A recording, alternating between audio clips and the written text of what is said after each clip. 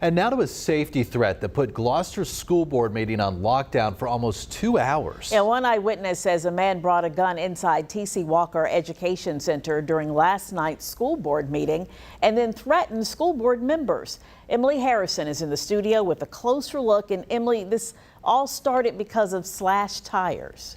That's exactly right. Now, this man approached the school board members to say he doesn't know who slashed his tires, but he believes there are 3 Gloucester school board members who do know. The man, who never identified himself, spoke to school board members for about 2 minutes and then left with what witnesses says was a gun tucked into the back of his pants.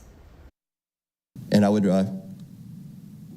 advise you to make things right while you have the opportunity to do so before things get worse. It's not clear what the man meant by, quote, before things get worse, but he quickly left after that statement.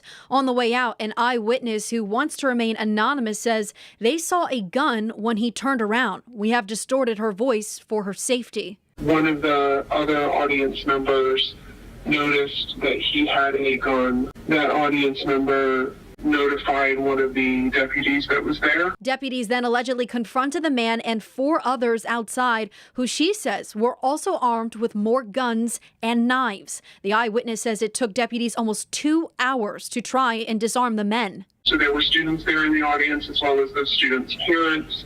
So there was a lot of murmuring, a lot of questions, and wondering what was going on and why the lockdown was taking so long. The man called himself a, quote, political operative, and that by slashing his tires, they had committed, quote, political violence. I would strongly recommend caution and reflection before engaging in anything like that, especially with someone you don't know, whose capabilities you don't know. However, the eyewitness says the only violence and intimidation that happened came from the unidentified man. She says she's grateful the incident did not escalate.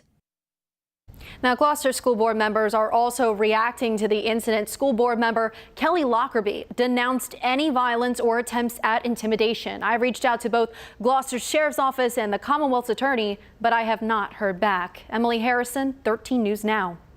All right, Emily, thank you. And it's not clear yet if the person faces any charges, but according to Virginia's state code, it is illegal to bring a firearm onto school grounds.